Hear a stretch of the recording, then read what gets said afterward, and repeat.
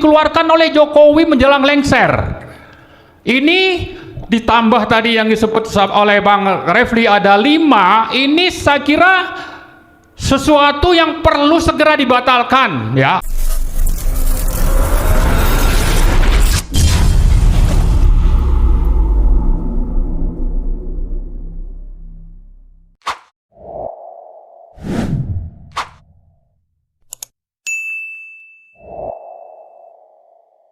Bang Marwan, silakan Bang Marwan. Ya.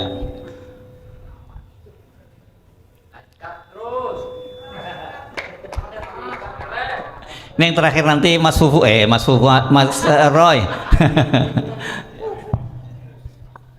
Ya, terima kasih Mas Hersu. Assalamualaikum warahmatullahi wabarakatuh. Ada beberapa hal, jadi saya perlu klarifikasi ke Pak Said Didu.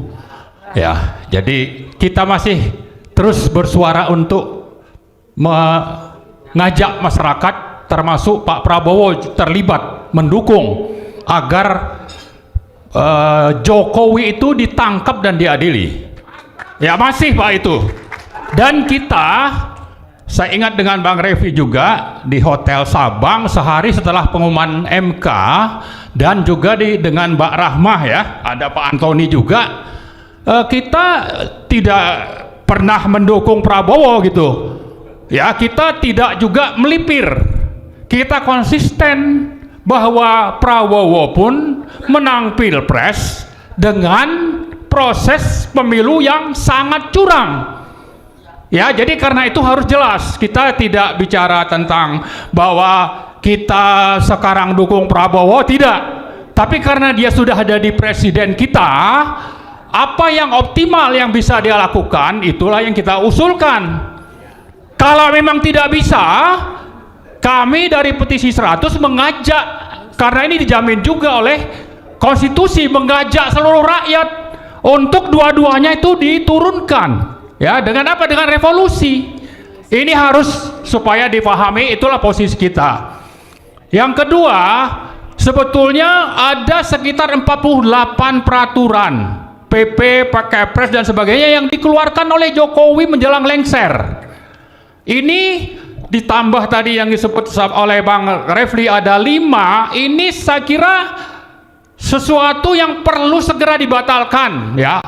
PP apalagi Kepres oleh siapa? Oleh Prabowo, karena ini banyak hal-hal yang strategis yang antara lain untuk melanggengkan yang namanya rezim oligarki nepotis warisan dari Joko Widodo Mulyono.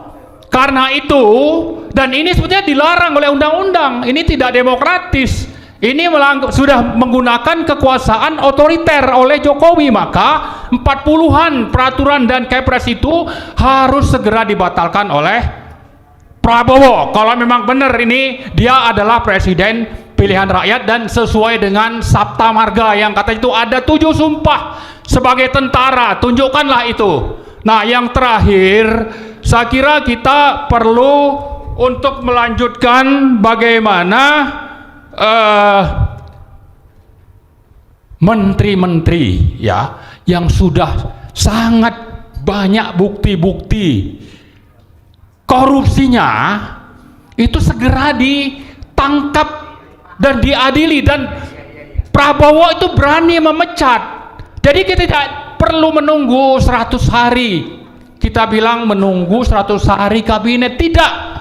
Misalnya tadi Pak Antoni sudah menyinggung tentang kartu prakerja, tapi yang lebih parah sebetulnya adalah penggunaan dana sawit, dan temuan ini sudah dipegang oleh Jaksa Agung menjadi siap untuk menjadi sprindik. Lalu Airlangga diancam untuk mundur dari Menteri Perekonomian, dan beliau mundur. Kenapa mundur? Karena takut ini sprindik dibongkar ya.